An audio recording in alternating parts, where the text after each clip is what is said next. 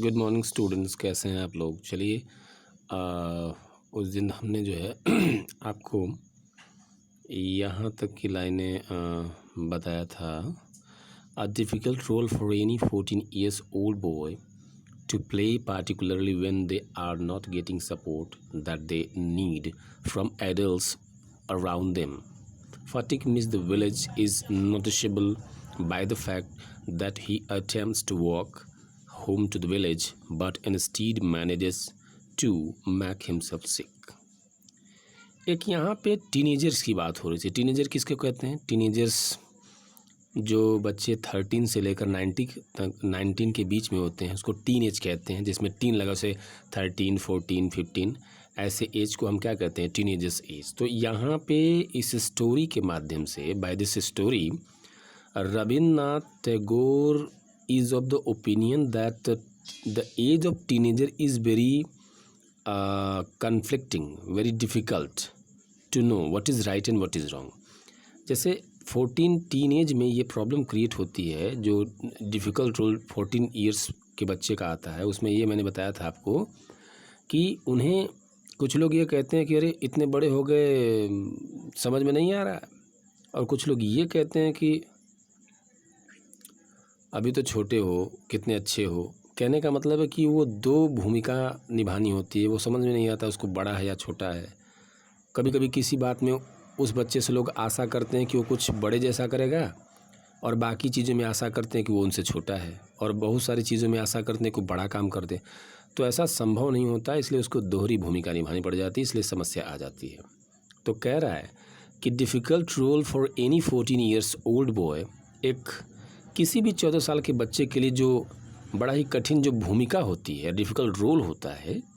Old boy मतलब 14 years old boy को, 14 साल के बच्चे के लिए, टू प्ले पार्टिकुलरली, उस समय प्ले करना, खासकर when they are not getting support, उस समय प्ले करना जिस समय उसको किसी तरह का सपोर्ट न मिले, दैट दे नीड, जिसकी उसकी खुद को आवश्यकता हो, उस समय उसको वो रोल अदा करना है जिस समय उसको किसी तरह का सपोर्ट न मिले, जिस सपोर्ट की उसको आवश्यकता है, दैट दे नीड, जिस सपोर्ट की उसको आवश्यकता है।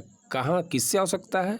फ्रॉम एडल्ट्स अराउंड देम, उनके अगल बगल के जो एडल्ट लोग हैं, उनके आसपास के जो एडल्ट वयस्क लोग हैं, बड़े लोग हैं, जिस तरह की सहायता उनको एडल्ट लोगों से चाहिए, एडल्ट लोग ऐसी सहायता उसको नहीं देते, है ना।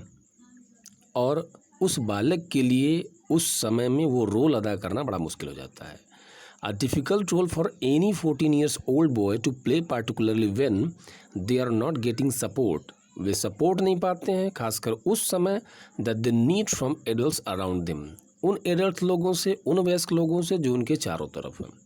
तो इस कहानी के माध्यम से रविन्द्रनाथ टैगोर ये हमें समझाने का प्रयास करते हैं कि जब भी कोई टीनेजर हो तो उससे थोड़ा गर्म होकर बात नहीं, अपितु उससे बड़े ही सहृदयता के साथ बात करें, उसको समझाएं, उसको उसकी इच्छाओं को समझें, वो क्या चाहता है, क्या सोचता है, वो क्या कहना चाहता है। उसे डांटें नहीं, उससे अपना मित्र बना करके उससे बात करें तो ज़्यादा बेटर होगा, है ना। एक तरह से मनोविज्ञान की बात करते हैं, साइकोलॉजी की बात करते हैं।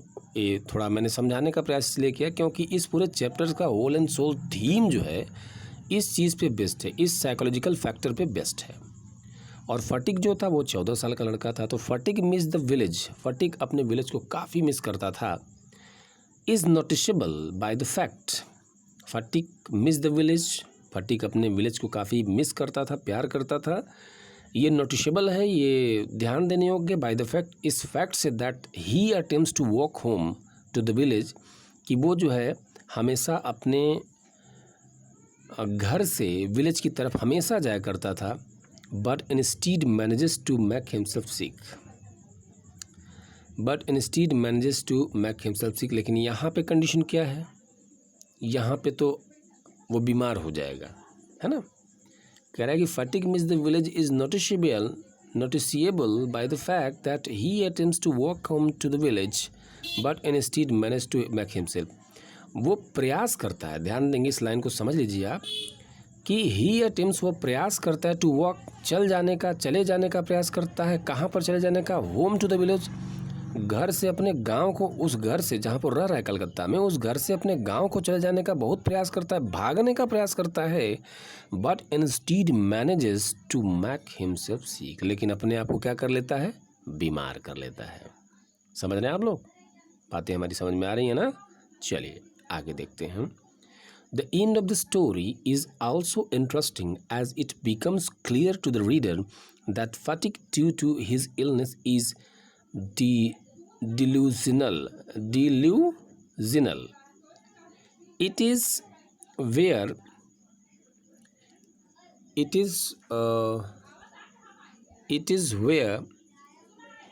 the blame for fatigue is premature death lays. Neither woman has shown fatigue, the love and deserted and needed. The author possibly suggesting that fatigue should never have been taken out of the village environment he was used to. He was a lover of nature, but he ended his life surrounded by the walls of Calcutta. So this is the second paragraph.